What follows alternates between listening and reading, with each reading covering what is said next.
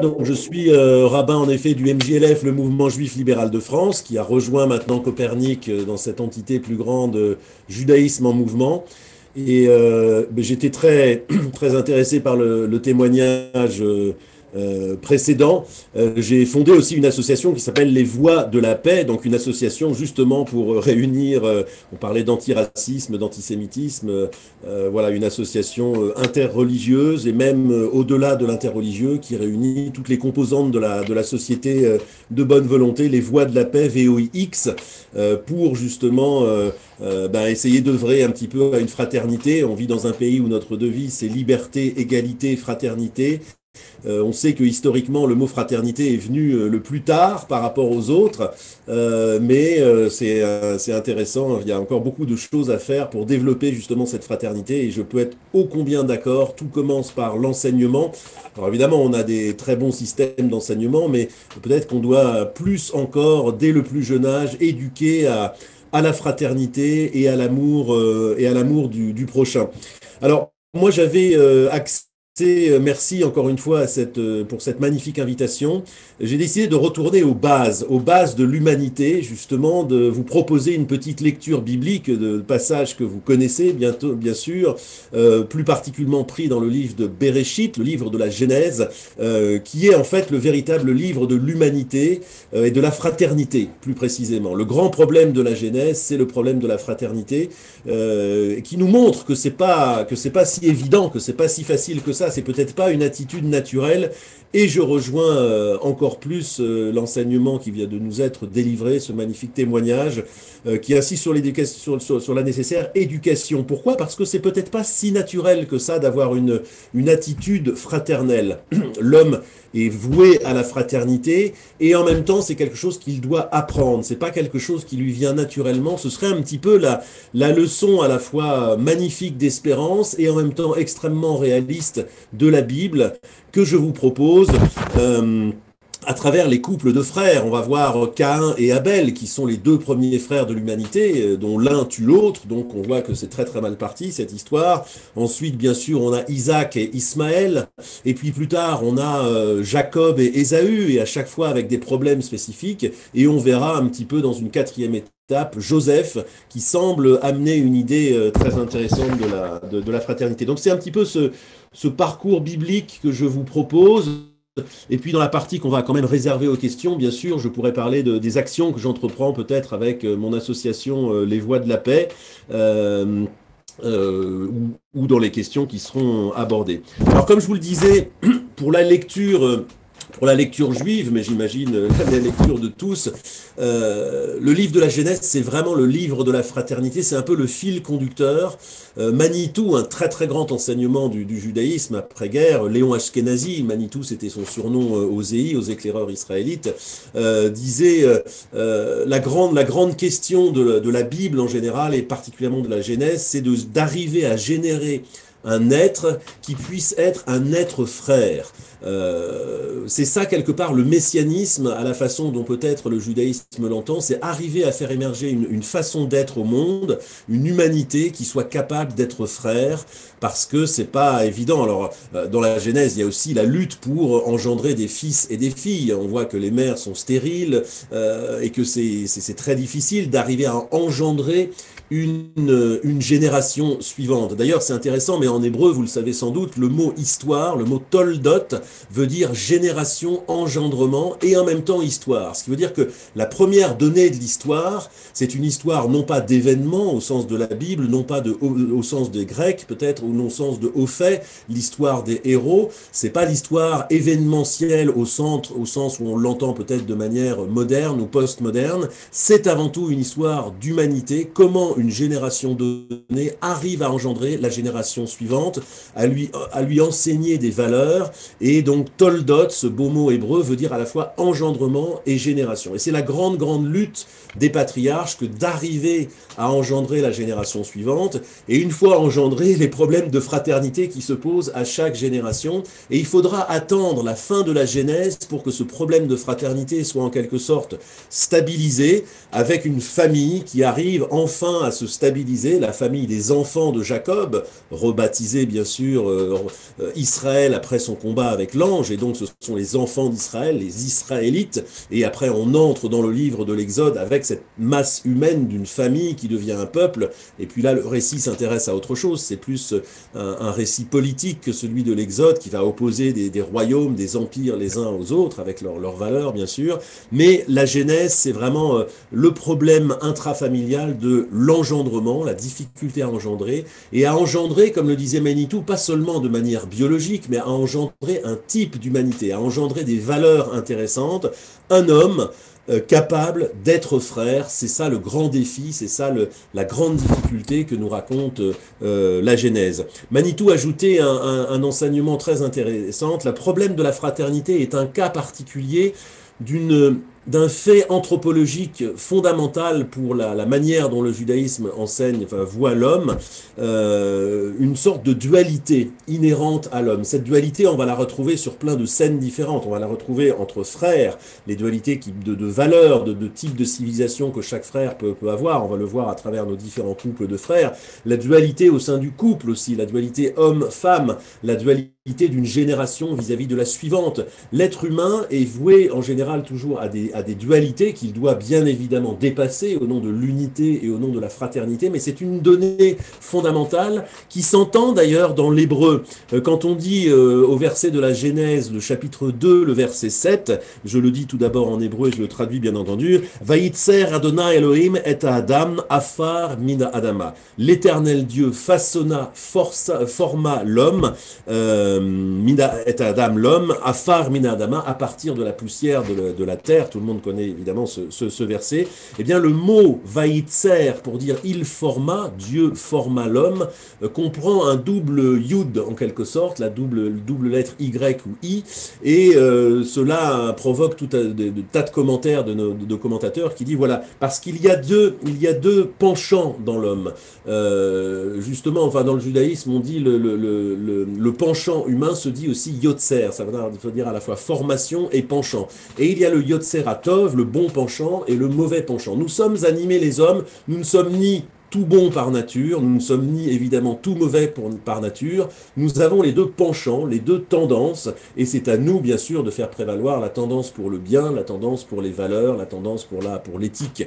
Mais nous sommes animés effectivement de ces différents penchants, c'est une vision tout à fait réaliste, et il y a donc une sorte de dualité inhérent à l'homme et qui s'exprime aussi en termes de génération à travers les frères.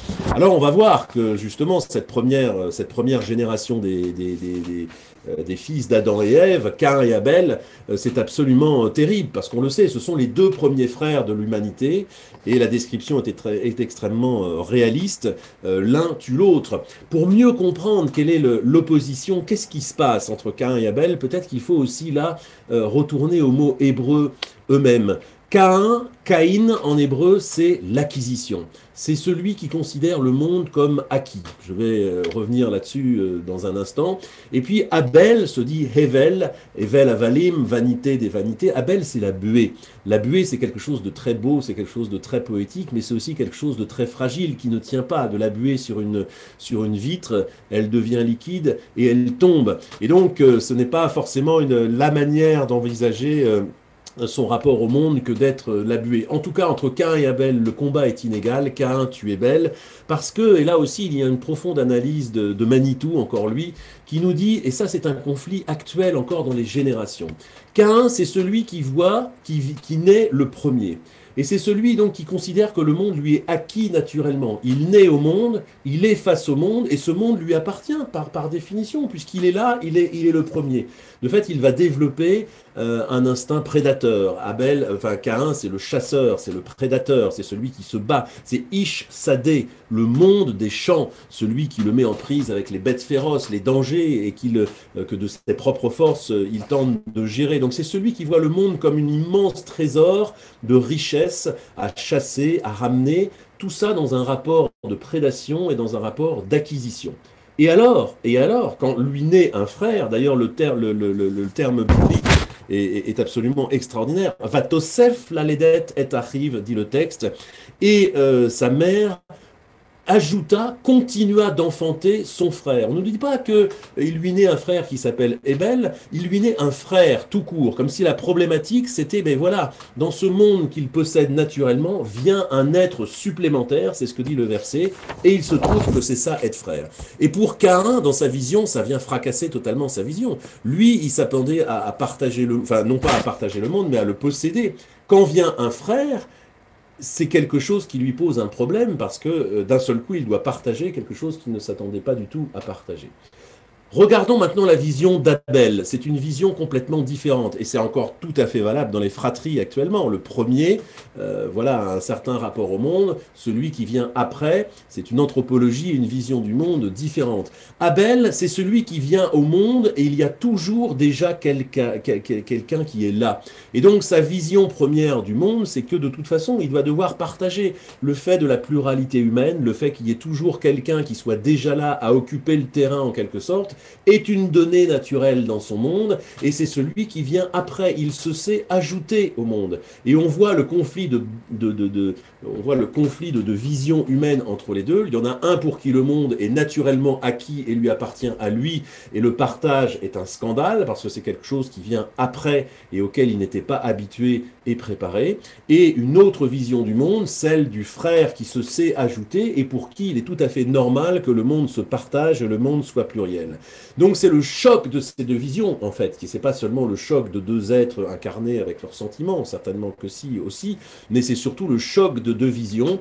Et la Bible est extrêmement réaliste, c'est celui qui est le prédateur, qui, dans cette génération en tout cas, prévaut. C'est très intéressant le verset qui nous décrit leur rencontre. Vayomer Caïn parla à son frère Abel, mais il advint comme ils étaient au champ que Caïn se jeta sur Abel son frère et le tua. Quand on regarde les mots en hébreu, on n'a sans doute pas le temps, le temps de le faire ce matin, mais c'est très bizarre. La phrase est presque agrammaticale. Elle n'est pas logique. Caïn dit à son frère, et on s'attend à avoir un complément d'objet direct, mais qu'est-ce qu'il lui dit? Mais la phrase, en une césure, comme s'il y avait un bout qui avait été retiré, dit et ils étaient au champ, etc. La phrase n'est pas grammaticale. Il n'y a jamais de dialogue entre Caïn et Abel. On dit que Caïn dit à son frère, et puis la phrase va ailleurs et elle parle d'autre chose. Et donc on voit effectivement que l'une des dimension de résolution de la fraternité, qui à ce moment-là n'est pas encore existante, c'est bien sûr le langage. Le langage est fondamental, c'est soit l'arme ou le langage, c'est soit la violence ou le langage. On en est toujours là encore dans le monde aujourd'hui, quelques milliers d'années après certainement. Le langage est fondamental, l'éducation évidemment est fondamentale. Donc il y a un déficit, il y a deux choses dans cette première fratrie meurtrière. Il y a une vision du monde profondément antagoniste entre une vision basée sur la prédation et le non-partage et une vision basée sur le fait de devoir, de se savoir déjà partager. Et ça aussi, enfin, si on en tire la valeur actuelle, c'est aussi quelque chose qui dérive de l'éducation. On doit évidemment apprendre à un enfant que le partage, et on sait que c'est pas forcément facile, c'est pas forcément naturel, le partage fait partie de l'humanité, c'est quelque chose qui s'apprend. C'est le premier facteur, et puis le langage déficient. Quand on ne parle pas, eh bien, c'est souvent la pulsion de meurtre qui prend le dessus sur le langage, et ça mène évidemment à des catastrophes. C'est la première leçon du premier couple de frères. Alors j'essaye d'avancer vite, hein. Ce qui est intéressant, c'est que chaque couple de frères amène une problématique différente par rapport au point de vue biblique. Ensuite, il y a Isaac et Ismaël. Isaac et Ismaël sont les fondateurs de deux peuples, on le sait, le peuple juif et le peuple arabe. Ce qui est intéressant, c'est que dans l'hébreu, c'est aussi, en dehors de leur caractère propre, c'est aussi une problématique de rapport au monde. Isaac, vous le savez, en hébreu, vient de Yitzhak il rira. Isaac, c'est celui qui ne se satisfait pas du monde tel qu'il est, c'est celui qui rira au futur. De fait, il y a un comportement un peu méditatif chez Isaac. Après Abraham, qui est un petit peu le père flamboyant, qui crée des autels, qui fait la paix entre les roitelets de la région, qui instaure une parole vis-à-vis de Dieu, qui instaure la prière, qui instaure une manière pour l'homme de se comporter devant son Créateur. Il est l'inventeur de toutes ces valeurs. Isaac, c'est c'est un petit peu les silences après le bruit. Il faut un temps où les choses se reposent avant de remonter à la génération suivante sur Jacob. Donc Isaac, c'est le méditatif, c'est celui qui œuvre en secret et celui qui rira au futur. Et nous dit-on, c'est très intéressant, il y a ce verset qui dit que Isaac a vu que Ismaël se moquait de sa mère, celui qui rit au présent, Metzachek en hébreu. Et donc là, il y a une opposition entre le présent et le futur. C'est évidemment une valeur de la tradition très forte, que l'homme naît dans un monde, donc il doit en tant qu'animal se défendre par rapport à ses propres forces, mais évidemment, il doit avoir une vision du futur, une vision de la transmission, une vision du meilleur de l'homme, une vision du meilleur du monde. Et il y a une opposition de valeur entre celui qui ne fait que rire du présent, se contenter du présent, et celui qui, au nom d'une vision, au nom d'une espérance, au nom d'un lien avec le Créateur, Yitzhak sait que tout n'est pas résolu dans sa génération et qui rira au futur. Je n'en dis pas tellement plus, mais il y a cette très belle opposition entre Isaac et Ismaël. Quand on passe à la génération suivante, on voit que la problématique de la fraternité continue. C'est à nouveau un conflit de frères auquel nous sommes confrontés. Alors en plus, ce sont des frères jumeaux. Il y en a un qui tient le talon de l'autre. C'est une image absolument saisissante, comme s'il essayait de le marquer au maillot, on dirait peut-être en foot. Donc on voit qu'il y a un rapport de tension très très fort entre les deux. C'est aussi un conflit de civilisation. Il y en a un qui est plutôt chasseur, Ésaü, alors que Jacob est plutôt le méditatif. C'est un homme des tentes. Donc à nouveau, il y a une opposition un petit peu de civilisation, la civilisation de la chasse, de la prédation, de l'action, et puis une civilisation qui mise plus sur la réflexion, la contemplation. Donc il y a cette opposition. Mais ce qui est absolument intéressant, et ce couple enrichit la problématique des frères, c'est la fameuse scène du plat de lentilles. Vous le savez, théoriquement, l'aîné, c'est Ésaü, et c'est lui qui doit obtenir la bénédiction matérielle. Alors après, une scène où Jacob extorque, hein, il faut bien le dire, il aura d'ailleurs à le réparer, même si c'est sur les conseils de sa mère, il extorque la bénédiction familiale. Il y a un conflit plus important, c'est le rapport justement à la bénédiction. Qu'est-ce que peut être une bénédiction? Il se trouve que le plat de lentilles est une situation morale. Les commentateurs, c'est pas directement dans le texte biblique, mais ça fait partie du Midrash, toute cette littérature qui cherche à expliquer, à enrichir le texte biblique, nous dit le lentille, c'était le jour de la mort d'Abraham. Et le lentille est un plat de deuil, et Jacob avait à cœur de célébrer donc la disparition de son grand-père Abraham.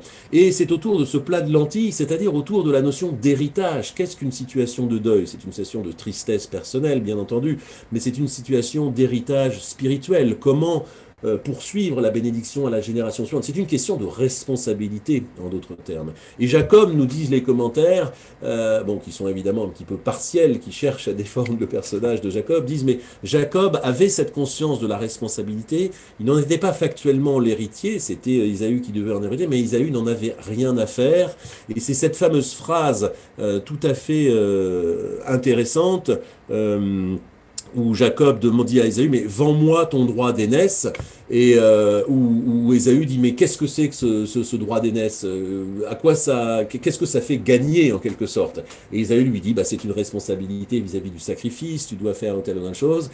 Et Ésaü donc répond cette phrase, Ani oler ish lamut, je suis un être pour la mort. Alors on croirait presque entendre une phrase du philosophe contemporain Heidegger, nous serions des êtres pour la mort. Il se trouve que ce n'est pas la vision biblique. Bien sûr, nous sommes des êtres pour la mort, mais nous sommes des êtres appelés à transmettre, appelés à une dignité qui est plus grande que la nôtre propre. Cette dignité, elle dérive de notre lien avec le Créateur, et la conscience de ce lien implique évidemment la transmission de valeurs qui ne sont pas simplement des valeurs personnelles ou des valeurs de savoir se défendre ou s'organiser de manière compétente dans le monde. Il nous faut plus que la compétence, il nous faut la conscience des autres et de la génération suivante.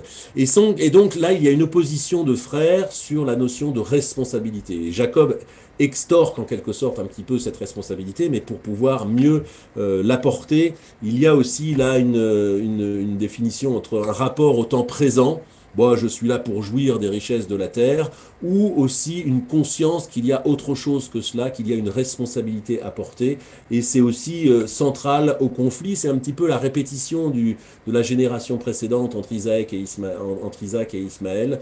Il y a cette opposition entre la conscience de sa responsabilité au sein des générations, ou au contraire une attitude technicienne, une attitude de prédateur qui cherche avant tout à jouir de ses propres forces dans le monde. Et évidemment, ce n'est pas là la vision biblique. Alors pour avancer un petit peu, on voit que les trois grandes premières générations de frères sont toutes extrêmement problématiques. Elles démarrent dramatiquement par la mort de l'un d'entre eux. Et puis après, ce sont des oppositions de peuples, donc des valeurs divergences. Au passage, Isaac est crédité de cette geste. Lui, Isaac, c'est effectivement le méditatif, celui qui agit en coulisses au nom de la paix, va être celui qui, sur la tombe d'Abraham, va retrouver son frère Ismaël. Et nous dit-on, Ismaël et Isaac se retrouvent sur la tombe de leur père Abraham. On connaît la valeur évidemment symbolique très forte et encore actuelle de ce rassemblement des peuples que nous appelons de nos voeux. Alors, tout n'est pas dramatique dans le monde non plus, mais évidemment, on voit bien la tâche encore de cette fraternité à accomplir. Isaac est le véritable ancêtre, quelque part, du dialogue interreligieux, celui qui réunit sur la tombe d'Abraham, qui réunit tous les croyants, finalement, eh bien, des peuples entre-temps devenus antagonistes, mais l'antagonisme n'est pas destiné à durer éternellement. C'est évidemment une note très très forte au sein de nos textes. Alors, l'étape suivante, et là on est à la fin du livre de la Genèse, c'est que ça semble quand même un petit peu s'arranger. On voit bien qu'à chaque génération, il y a des frères qui naissent. Ces frères soit s'entretuent, soit se déchirent, et donc on n'arrive toujours pas à stabiliser une famille. Eh bien, Jacob va être le premier à y parvenir avec 12 enfants, 12 fils, et au passage une fille dont on parle toujours moins, mais qui est Dina, la notion de din, justement, justice en hébreu. Donc 13 enfants en réalité, et c'est le premier qui va effectivement arriver à stabiliser une famille. Sauf que ça se passe pas justement très bien, et là c'est le personnage de Joseph qui est tout à fait intéressant. Joseph, nous dit-on, est le préféré de ses parents. Il porte la fameuse tunique multicolore pour lequel ses frères sont jaloux. Donc c'est une donnée importante aussi psychologique, même encore actuellement. Comment construire la fraternité? Bon, au nom de valeurs, on l'a vu beaucoup à travers les passages qu'on a étudiés, mais aussi au nom d'un nom psychologique très très simple. Le fait d'être aimé par ses parents. L'amour est une donnée première, et nos commentateurs disent Joseph est celui qui a pu le premier faire la paix avec ses frères parce qu'il avait été aimé par ses parents. Donc on voit bien combien la dimension psychologique et la dimension de l'éducation à travers l'amour est une donnée fondamentale. On le voit tous les jours à travers des profils, enfin, quand on s'intéresse au procès et au malheur de ce monde, et quand on voit des gens effectivement très cabossés par la vie, en général c'est pas difficile, dès qu'on gratte un petit peu, on voit que l'enfance a été terrible, et on voit combien les déviations humaines se fondent dans l'enfance, et par le fait de recevoir ou non de l'amour. Et c'est une leçon quotidienne pour nous. Il faut donner de l'amour, donner de l'amour, parce que c'est une manière de réparer le monde puissante et très très importante. On ne se rend pas toujours compte de la portée de cet amour, quand bien même il est dans des situations limitées, l'importance de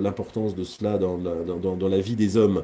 Alors Joseph est un être aimé, mais c'est un être aussi assez égocentré, il faut le dire, qui rêve. Il a des fameux rêves de Joseph qui sont en fait des rêves de puissance et de supériorité vis-à-vis de ses frères, et où il rêve de 11 gerbes de blé qui sont ses 11 frères, et il rêve d'une 12e gerbe qui est plus grande que les autres. Bon, inutile de vous dire que c'est lui voilà, il se rêve en train de prévaloir sur ses frères. Et puis il y a ce deuxième rêve où il rêve d'étoiles, il voit la même chose, 11 étoiles, et puis il voit une 12e étoile plus brillante que les 11 autres, et c'est à nouveau lui. On imagine que c'est pas complètement propice à déclencher l'amour et l'équité parmi ses frères, qui de fait, le texte est extrêmement réaliste, il dit, et ses frères le détestèrent encore plus. Il y a vraiment cette dimension de haine a priori dans la fratrie. Alors c'est quelque chose qui soucie Jacob, leur père. Quand Joseph vient lui raconter ses rêves, Joseph lui dit, mais ma chalomazé, c'est quoi ce rêve? C'est quoi? C'est presque une phrase un petit peu colloquial, on dirait un petit peu de langage courant, mais qu'est-ce que c'est que cette sorte de rêve? On pourrait presque traduire comme ça. En tout cas, au sens où c'est pas le genre de rêve qu'il faut avoir pour arriver à installer une fratrie.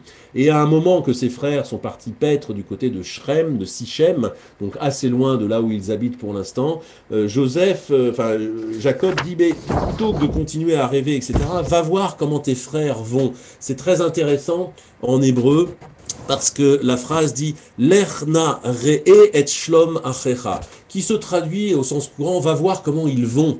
Mais si on traduit mot à mot, et peut-être on surtraduit, etc., c'est va voir la paix de tes frères, recherche la paix de tes frères. On voit que le problème central de Jacob et de Joseph, c'est enfin d'arriver à dépasser cette haine fraternelle qu'il y a eu à chaque génération. Recherche la paix de tes frères. Alors le récit biblique est absolument extraordinaire, c'est presque un scénario hollywoodien d'ailleurs, où on va voir effectivement d'abord que la haine de ses frères va s'accentuer, ils vont le laisser pour mort au fond d'un puits, ils vont d'ailleurs manquer de le tuer, et puis Judas va dire, non mais quelque part ça nous sert à rien de le tuer, on va juste le laisser là, on va juste raconter à notre père Jacob que effectivement il a été mort, déchiré par une bête sauvage, c'est ce qu'ils font, et ensuite après on sait qu'il est récupéré par une caravane d'Ismaélites qui l'emmène en Égypte, où il devient le serviteur de la femme de Poutifar, et puis accusé de différentes malversations, il va être en prison, et puis de sa capacité à interpréter les rêves, effectivement, il va attirer l'œil du pharaon, qui a ces rêves bizarres, effectivement, où des vaches maigres sont avalées par des vaches grasses, enfin qui avalent les vaches grasses. On va chercher, quelqu'un se souvient qu'effectivement, au fond d'une prison est en train de pourrir un pauvre hébreu, Joseph, on le ramène devant le pharaon, Joseph arrive à interpréter les rêves du pharaon, le pharaon le trouve très intéressant, il le nomme Premier ministre, donc voilà, un retournement de situation complètement incroyable, et des années plus tard, alors même qu'au même moment, en terre d'Israël, c'est la famine, et Jacob dit, mais plutôt que de rester là, allez dans le pays voisin, demander, etc., les frères, de fait, viennent à la cour du pharaon, où ils ont affaire au Premier ministre de l'époque, qui n'est autre que Joseph, mais qu'ils ne reconnaissent absolument pas. Joseph, lui, les reconnaît, et on voit un petit peu la tension, 30 années plus tard, 20 années plus tard, de cette confrontation entre frères, les uns ne le reconnaissant pas, Joseph, évidemment, lui, les reconnaissant. Il y a il se joue un petit peu d'eux, avant qu'il ne crève l'accès, il lui dit « Je suis Joseph ». Et là, les frères, les bras leur en tombent, enfin les écailles leur tombent des yeux, d'abord parce qu'ils ne l'avaient pas reconnu, surtout ils ont très peur, parce qu'ils se disent maintenant que cet homme, notre frère, est devenu l'homme le plus puissant du Moyen-Orient, alors qu'on l'a laissé pour mort. Et c'est là où Joseph arrive à dépecer ce problème de la fraternité d'une manière totalement extraordinaire. Il dit, mais non, en fait tout ça est un plan divin. Ce plan divin a été ourdi au-delà même de notre conscience d'acteurs. Les acteurs qui font l'histoire n'ont pas conscience de l'histoire qu'ils sont en train d'écrire, parce qu'il y a un plan divin qui se superpose au plan humain. En fait, j'ai été amené là face à des circonstances certes dramatiques, mais qui finalement se sont avérées extrêmement bénéfiques. J'ai fait mon parcours, je suis arrivé là, ce qui me permet aujourd'hui, moi, de pouvoir surseoir à la famine qui sévit en Israël. C'est ce qui me permet d'ailleurs de vous inviter, le pharaon va inviter la famille de Jacob à refleurir sur cette terre égyptienne, bon, avant que l'esclavage n'Égypte, etc. Donc, ce qui est incroyable, c'est que Joseph arrive à dépasser les données dramatiques de sa propre existence au nom d'une vision plus large qui est que derrière l'histoire des hommes, il y a l'histoire de Dieu en train de s'écrire. En tout cas, si on est conscience de cette dimension, il y a autre chose dans l'histoire que ce que l'on peut y voir. Il y a des valeurs qui progressent au-delà de notre seul fait biographique.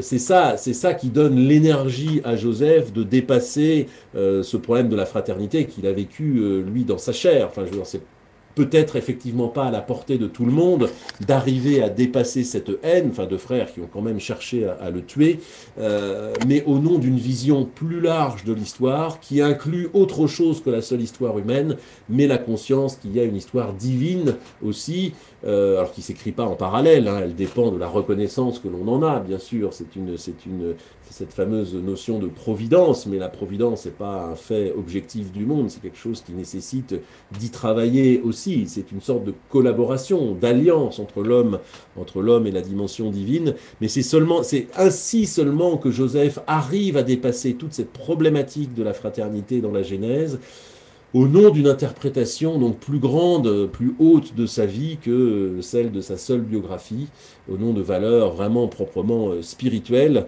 très très hautes et très très fortes. Et donc on voit bon, alors c'est une cavalcade un petit peu rapide que l'on a faite ensemble, dont on peut retenir plusieurs grands points, plusieurs leçons, avant peut-être de passer à un échange, un partage et des questions. D'abord, le fait que la fraternité est un cas particulier d'une sorte de dualité inhérente à l'homme.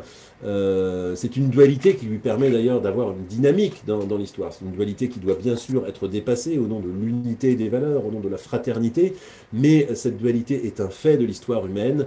Nous sommes hommes, nous sommes femmes, nous sommes fils, nous sommes pères, nous sommes frères, et les frères sont différents. C'est une dynamique anthropologique qui existe de par la seule existence humaine. Donc ça, c'est une description extrêmement réaliste de la condition humaine dans la Bible.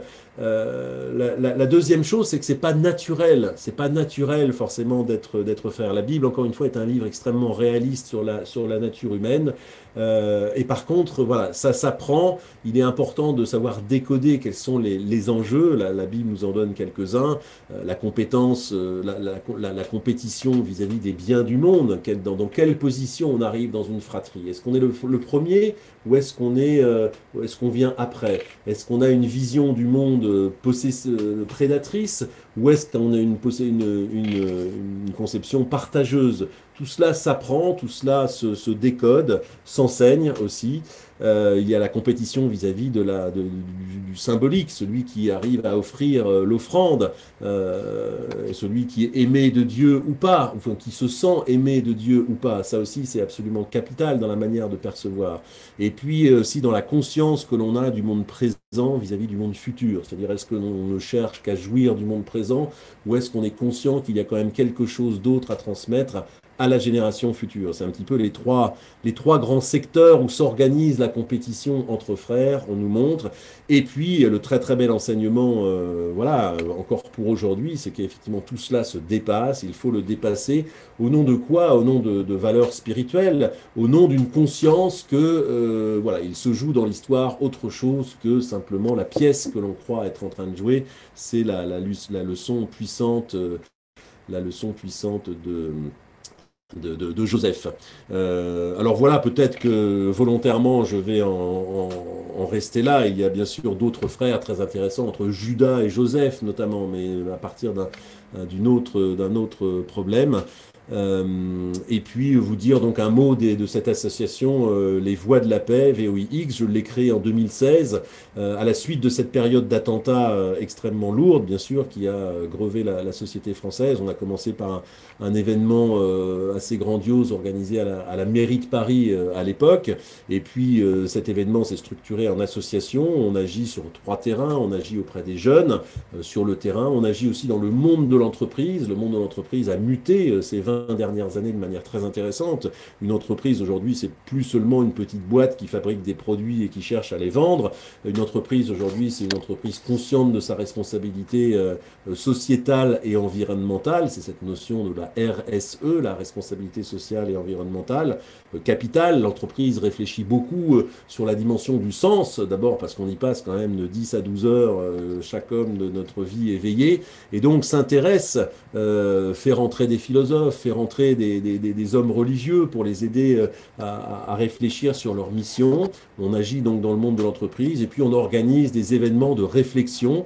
J'organise d'ailleurs très prochainement, enfin cette année, toutes nos activités ont été rebasculées un petit peu en numérique. Donc on a une série de séminaires numériques de vive voix qui étudient, qui rassemblent justement des personnes à la fois religieuses et non religieuses pour réfléchir à la question de la mémoire, à la question du lien social et à la question du sens.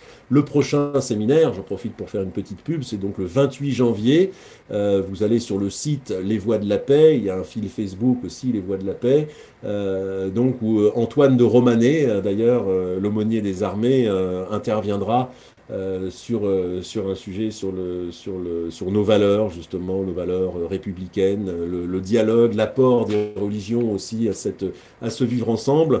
Donc voilà, je vous reporte au site des Voix de la Paix, mais effectivement, c'est une dimension, cette fraternité, qui est un petit peu le parent pauvre de notre devise, hein, liberté, égalité.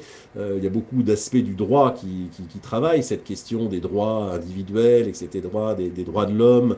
La fraternité est un petit peu délaissée. On sait qu'elle est venue à l'issue de la Révolution de 1848. Elle a été un petit peu ajoutée à cette devise, mais nous, certainement, religion, spirituelle, hommes et femmes de spiritualité, on sait combien cette fraternité peut-être précède encore la question de la liberté et de l'égalité, et c'est quelque chose dont on a extrêmement besoin.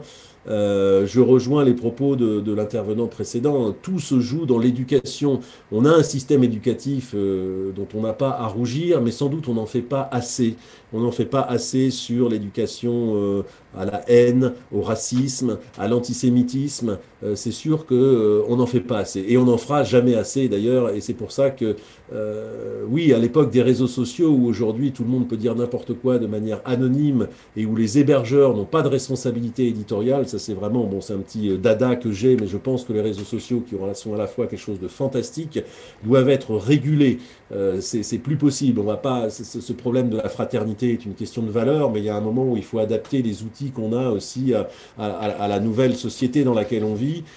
Laisser les réseaux sociaux proliférer comme ils le font actuellement n'est juste pas possible. On s'en sortira pas. On pourra avoir les intervenants ou les enseignants les plus merveilleux qui éduqueront dès le plus jeune âge ce qu'il faut faire. Mais si par ailleurs on continue dans ce mode de l'anonymat où chacun peut déverser sa haine de manière anonyme et sans que les responsables des hébergeurs soient responsables éditorialement, on ne s'en sortira pas. Donc l'éducation, certes, et puis adapter quand même quelques-uns de nos outils technologiques modernes, merveilleux, encore une fois, mais qui doivent être adaptés à nos enjeux, ce vivre ensemble si difficile, qui n'est pas naturel, nous dit la Bible, mais qui par contre, c'est aussi le message d'espérance, peut être travaillé parce que nous avons aussi une vocation à la fraternité. Voilà, chers amis, j'en terminerai là. Et je suis prêt, évidemment, très très heureux de pouvoir dialoguer avec vous et éventuellement répondre à vos questions.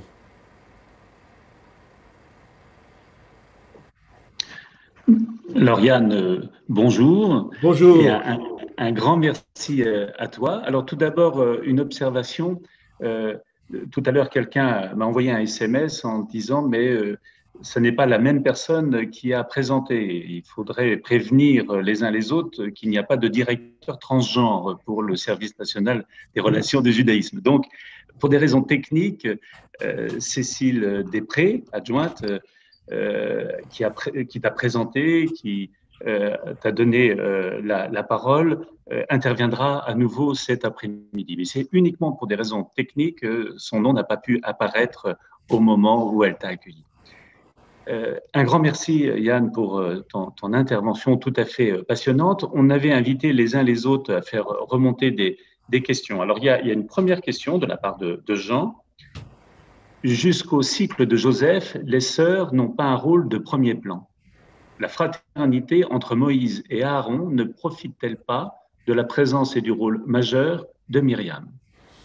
Merci, c'est une question magnifique. C'est vrai que les sœurs ne sont pas vraiment au centre du récit biblique. Les femmes, par contre, le sont, hein. C'est vrai qu'à chaque génération, Sarah réussit à orienter l'histoire. La femme d'Isaac, Rebecca, est très importante aussi. Et vis-à-vis, enfin, c'est elle qui donne aussi le conseil à Jacob par rapport à la bénédiction. Donc les femmes ont un rôle très important. Les sœurs, pas en tant que telles. C'est vrai qu'on ne parle pas tellement des sœurs. On parle plutôt des épouses et des femmes, mais qui ont un rôle majeur. Alors par contre, c'est vrai, merci de souligner qu'effectivement, dans la fratrie Aaron et Moïse, Myriam est absolument essentielle. Et nous dit-on d'ailleurs, le mérite des enfants d'Israël dans ce désert, c'est ce qu'on appelait le puits de Myriam, qui est un thème aussi de mystique. Beaucoup de mystiques juifs ont travaillé sur cette dimension du puits de Myriam. C'est elle, nous dit-on, qui pourvoyait le peuple en eau.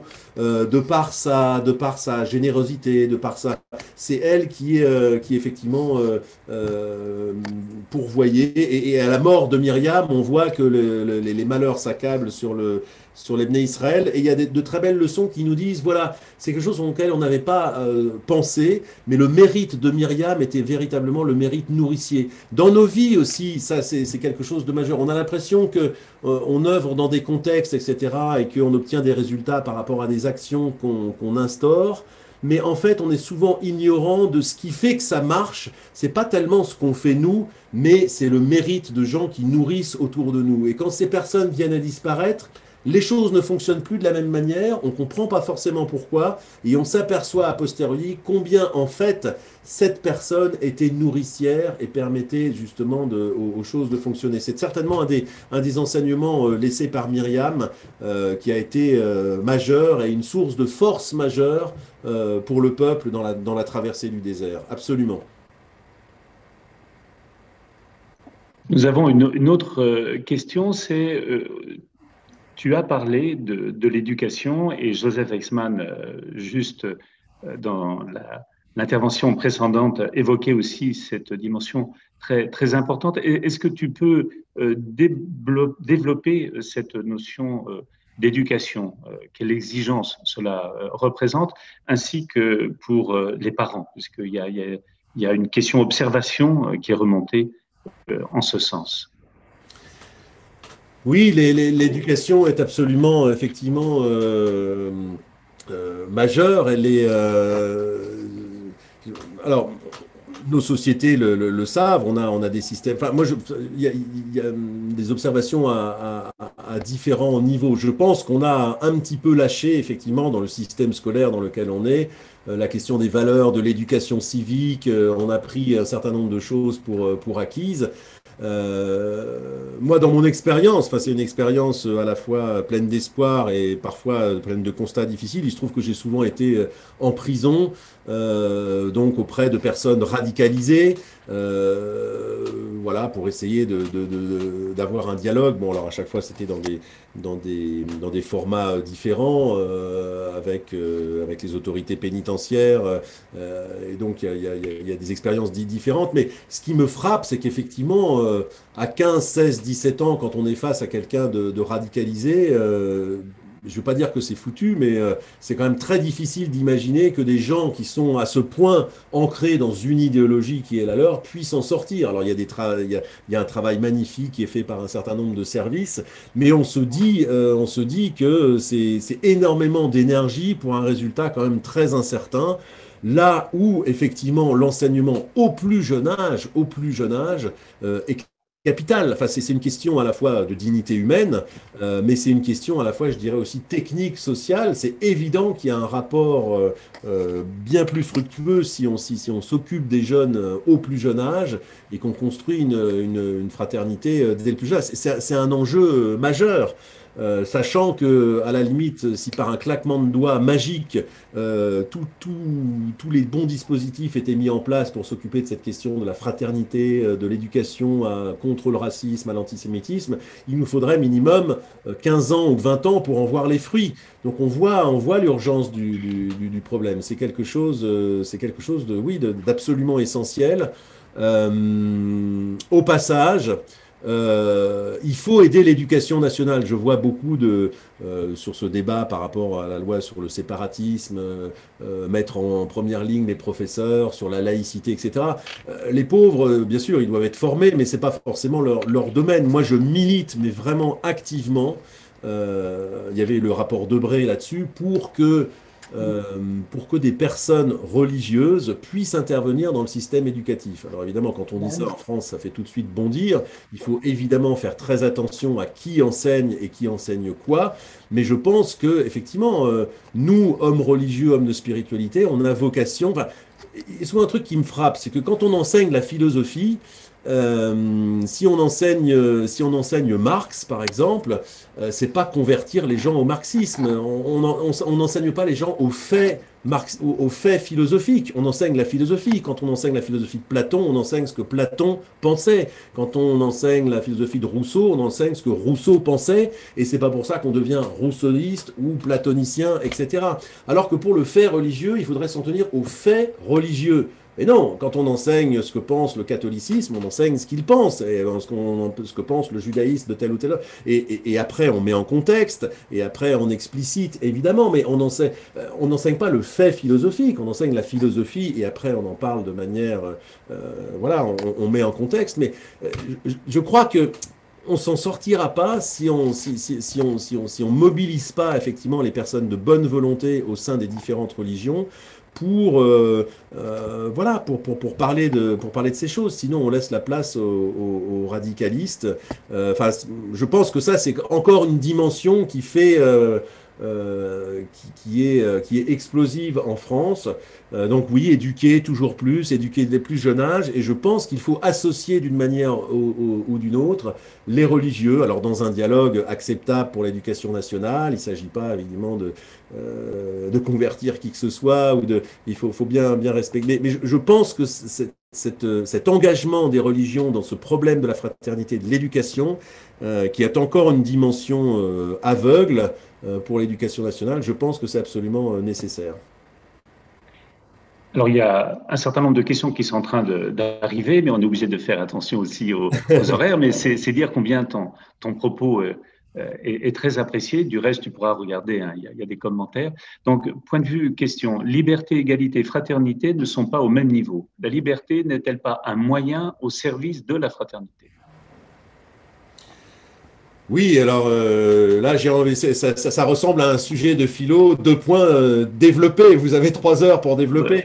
C'est tout à fait juste. Les valeurs sont pas des valeurs opposées, évidemment. L'une nourrit l'autre. Je dirais que la liberté certainement nourrit la fraternité, de la même façon que la fraternité nourrit la liberté. Comme disait Mandela, je ne suis pas libre tant que je sais que quelqu'un d'autre dans le monde ne l'est pas non plus. Donc ma liberté, c'est pas seulement ma liberté personnelle. Il est évident que la fraternité joue un grand rôle dans la liberté, parce que elle aide à se soucier aussi de la liberté de l'autre. Mais oui, bien sûr, pour répondre enfin, non pas pour répondre, mais pour rebondir sur la question, oui, la liberté est fondamentale pour la fraternité, sachant que c'est intéressant parce que c'est intéressant. Il y a une leçon biblique tout à fait étonnante. Justement, en ce moment, on lit la Bible, vous savez, section par section. Dans le judaïsme, chaque semaine, on lit ce qu'on appelle la paracha de la semaine, le passage de la. On est précisément dans le moment de la sortie d'Égypte. On est sur la paracha Vaera, où Moïse va voir le pharaon et lui demande de laisser sortir son peuple, et puis où arrivent les 7 premières plaies. La grande leçon biblique, c'est que la liberté n'est pas tellement un fait humain, mais en tout cas dans la vision biblique, mais plutôt un fait de Dieu. C'est-à-dire que à laisser le seul libre jeu des forces humaines, le fort exprime le faible. La possibilité qu'un petit peuple, comme l'était le peuple hébreu, se libère d'un empire beaucoup plus puissant que lui, et totalitaire, on pourrait dire dans des termes modernes, la notion est anachronique par rapport, mais qu'était l'Égypte à l'époque, avec ce pharaon surpuissant, représentant de Dieu sur terre, écrasant son peuple, le gouvernant sans aucune recherche de consentement, un régime, pourrait-on dire, effectivement autocratique et totalitaire. La probabilité qu'un petit peuple comme les Hébreux se libère est probablement miraculeuse. S'il y a un miracle, c'est non seulement l'écartèlement de la mer Rouge, mais c'est surtout la libération du faible par le fort. Donc cette notion de liberté, c'est une notion presque contre-intuitif par rapport à la pensée moderne. La pensée de la moderne, la pensée du contrat du XVIIIe siècle se sont basées sur la libre volonté des hommes de s'associer, avec cette mise importante sur l'individu, sur sa liberté, l'individu comme un foyer de droit plus qu'un foyer de devoir. On connaît ce changement de civilisation vers le XVIIIe siècle. La leçon biblique reste quand même qu'à ne laisser faire l'homme qu'entre lui, c'est plutôt le fort qui écrase le faible. Si on laisse le libre jeu des forces humaines, c'est un petit peu comme ça que ça se passe. Et que la liberté, justement, cette très belle notion d'essence supérieure, est donnée, dans le récit biblique, est donnée par Dieu. C'est-à-dire que la liberté, finalement, c'est pas seulement nous. Autre leçon, parce que c'est une leçon passionnante, le pharaon est tyrannique, mais il lui est laissé le choix de revenir sur ses décisions. Il ne fait que les confirmer, comme dit le texte biblique, et le cœur du pharaon s'endurcit. Et il y a tout un tas de commentaires qui disent mais c'est pas juste, c'est comme un scénariste qui condamnerait d'avance son personnage, on lui donne pas la liberté de s'opposer, Dieu lui endurcit le cœur directement. Pas tout à fait juste, nous fait Maïmonide, il nous dit si vous regardez bien dans l'hébreu, ça se démontre parce que les formules évoluent. Au début, le pharaon a le choix de refuser effectivement d'accéder à la demande de mai. Mais à force de s'entêter, alors effectivement, au bout d'un moment, le libre arbitre lui est retiré. Là, il y a une profonde leçon humaine. C'est-à-dire que le libre arbitre, pour nos pensées monothéisme, est une possibilité, est une donnée qui nous est donnée à nous les hommes, mais c'est comme les piles, ne s'usent que si l'on s'en sert. C'est-à-dire que si l'on refuse de se servir de ce libre arbitre qui nous est donné, il y a un moment où on le perd et où ça ne dépend plus de nous, et à ce moment-là, effectivement, notre cœur est endurci. Donc la liberté, c'est quelque chose qui est donné, mais c'est quelque chose qui se travaille aussi. Elle n'est pas donnée comme une carte illimitée à tout jamais. C'est quelque chose qui se travaille. Si on ne se sert pas de nos vertus, alors on finit par les perdre. C'est aussi une leçon puissante. Et en ce sens-là, oui, la liberté, pour revenir à la question, nourrit la fraternité, mais elle doit pas être, elle la nourrit si elle reste suffisamment ouverte. Parce que la liberté, c'est quelque chose qui peut aussi dériver sur une espèce de super égoïsme. Je suis libre, je suis magnifique, je peux tout faire, je peux faire ceci, je peux faire cela, j'ai le choix, etc.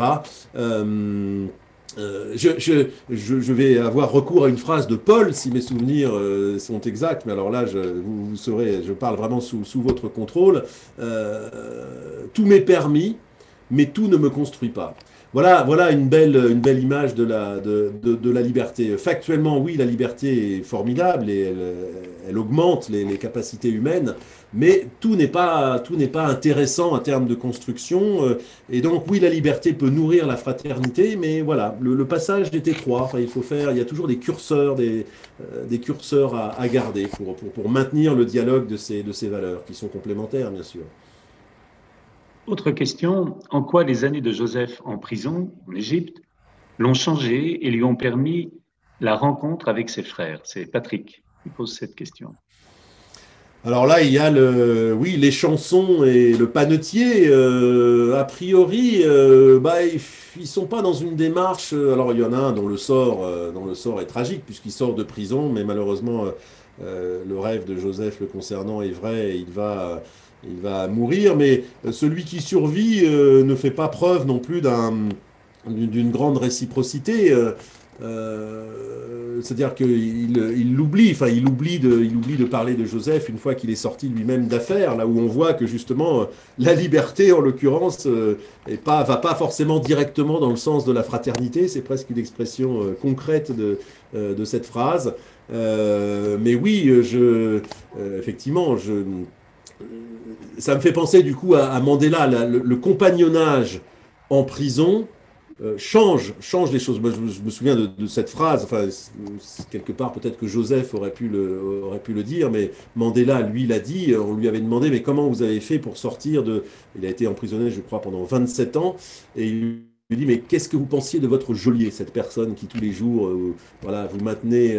Et Mandela a dit, je n'aurais jamais pu sortir de ce cachot si je n'avais pas pardonné à cette personne. C'est-à-dire qu'il y a un moment, effectivement, où la haine, sans doute, est légitime, mais il y a un moment où il faut dépasser sa propre haine, encore une fois, combien même explicable et légitime, je ne serais pas sorti de ce cachot si je n'avais pas pardonné à cette personne, à ce geôlier. Et quelque part, c'est ça la conversion intérieure. Au moment où on arrive à se convertir soi-même de sentiments, encore une fois, plus que légitimes, en tout cas plus qu'explicables, eh bien, on n'a pas on n'a pas ce surcroît effectivement de liberté. Donc c'est à la fois, oui, oui, c'est une épreuve intérieure et le compagnonnage. Euh, je reviens aussi au témoignage précédent, tout à fait poignant. Le compagnonnage dans des circonstances difficiles, le prisonnier change un homme et change un homme sans doute pour le meilleur. Enfin, en tout cas, c'est l'espoir qu'on peut formuler. On a une question sur les actions éventuelles des communautés juives pour construire davantage la fraternité entre citoyens. Moi, je sais que c'est un grand thème, enfin, qui m'anime et qui anime beaucoup de mes collègues. Alors, il y a des actions entreprises, bien sûr, des actions sociales, à travers la nourriture, à travers la pauvreté, à travers tout un tas de thèmes vraiment plus qu'urgents dans nos sociétés. Mais sans doute, on peut se dire qu'on pourrait faire plus. Et on pourrait faire plus aussi. Alors je sais que le grand rabbin Corsia aura de nombreux témoignages. Il y a des actions conjointes faites entre christianisme et judaïsme. Mais c'est certain qu'on peut faire plus encore. Au niveau des voies de la paix, on s'applique aussi à faire des actions communes. Euh, on peut prendre rendez-vous, oui, on peut prendre rendez-vous pour proposer des initiatives communes. On n'en fait jamais assez, quand bien même, voilà, le monde catholique aussi a beaucoup d'actions caritatives très très fortes. Le monde juif en a aussi, mais on peut sans doute en imaginer d'autres. Tout à l'heure, tu as fait allusion aux voies de la paix, mais avec beaucoup de délicatesse, tu es passé rapidement. Est-ce que tu peux en dire davantage, à la fois sur l'intuition et ce qui est réalisé aujourd'hui, y compris en ce qui concerne les déplacements, hein, les pèlerinages, et puis également les conférences? Alors, oui, l'intuition, elle est née vraiment vers 2015. Donc, sur le sol français ont eu lieu beaucoup d'attentats où la société française a été meurtrie un peu dans tous les aspects de sa civilisation, son art de vivre au quotidien, ses valeurs. Et donc, comme beaucoup de citoyens, je me suis demandé de là où j'étais ce que je pouvais faire. Bon, en tant que porteur de religion et essayant en tout cas d'être porteur de spiritualité, c'est évidemment dans ce secteur-là que j'ai imaginé. Je voulais faire une action de rassemblement. Ma première intuition, c'était de rassembler, enfin dans un moment de tension, évidemment les communautés, quelles qu'elles soient, hein, les communautés d'idées, les communautés religieuses, les communautés enfin, autodéfinies ou pas, ont tendance parfois à s'atomiser et peut-être à se renvoyer la balle. Mon premier instinct, c'était de réunir les gens. Ça, c'était Et puis la deuxième instinct, c'était de les réunir dans un cadre républicain. C'est une idée très importante pour moi. Je pense que la laïcité à la française, en plus, est un système assez génial qui permet de vivre ensemble tout type de citoyens et qui permet en particulier aux religions de vivre ensemble. Alors évidemment, il y a une culture parfois un petit peu anti-religieuse en France, il y a une histoire de ça, etc., dont je suis très très conscient, mais je pense sincèrement que la laïcité est un système l'un des meilleurs possibles, qui donne sa chance à toute personne, et en particulier aux religions, de pouvoir vivre leur foi, de l'organiser sous forme de culte, avec même un côté protecteur de la République, en tant que cas censé l'être. Et donc je voulais organiser un mouvement de rassemblement au sein d'une institution de la République. C'est pour ça que la mairie de Paris nous a paru un bon choix, parce que c'était géographiquement central, c'est une des expressions de la République. Et puis, petit à petit, dans l'action de l'association, est née une idée auquel je crois beaucoup, c'est ce que j'appelle le dialogue interconvictionnel. C'est un mot un petit peu compliqué, un petit peu barbare, diront certains. Alors, il y a le dialogue interreligieux, auquel je suis très attaché, ça c'est certain. J'y participe avec beaucoup de plaisir, avec prêtres, pasteurs, imams. C'est vraiment quelque chose auquel je prends très plaisir. Mais mon observation, c'est qu'au sein de la société française, précisément parce qu'il y a une culture de la laïcité parfois extrême, je ne parle pas du système de la laïcité en tant que norme, qui pour moi est la norme de la République qui s'impose à tous, mais parfois une culture, on va dire, laïciste, parfois un petit peu anti-religieuse, bouffeur de curés et de rabbins, hein, pour prendre l'expression populaire, eh ben, ce dialogue interreligieux qui a toute sa noblesse ne concerne qu'une infime partie de gens. C'est-à-dire que beaucoup de gens, 50 à 60%, des gens s'y intéressent pas plus que ça dans la culture française. Et donc l'idée de rehausser l'idée du dialogue à des composantes non religieuses. Faire discuter des personnes religieuses avec des personnes non religieuses. Nous faire discuter, nous, prêtres, rabbins, imams, etc., avec des philosophes, des artistes, des sociologues, au nom de la notion de conviction, qui est plus large que la notion de croyance. Croyez-moi, histoire vécue, bon, je vais très très vite sur le témoignage, mais quand on pénètre dans une entreprise et qu'on parle de croyance, croyant, non croyant, c'est fichu au bout d'une phrase. Plus personne ne vous écoute, tout le monde a la flûte, vous veniez pour convertir tout le monde, etc. Par contre, quand vous parlez de conviction, et tout le monde a des convictions, nous avons des convictions religieuses, d'autres ont des convictions simplement sociétales, une vision de l'homme, etc. Mais du coup, c'est beaucoup plus fédérateur comme dialogue et comme façon de se présenter, et pour se mettre autour d'une table, c'est beaucoup plus efficace. Donc le niveau interconvictionnel, encore une fois, là je résume parce que je vois que le temps avance, qu'on décline à 3 niveaux: le terrain, des actions de jeunes dans des quartiers difficiles, proximité, dans l'entreprise, parce que c'est un milieu favorable, et puis à travers des grands événements, rassemblements, dont la prochaine étape, alors numérique, cette année, on a tout basculé en numérique, le 28 janvier, de vive voix, un séminaire numérique sur la notion de lien, avec Antoine de Romanet qui interviendra dans une table ronde. Mais cette notion d'un dialogue interconvictionnel me paraît, et parle aux gens, on sent que ça marche, parce que on n'est plus seulement le religieux de service, et je pense que dans la culture française, c'est une donnée importante.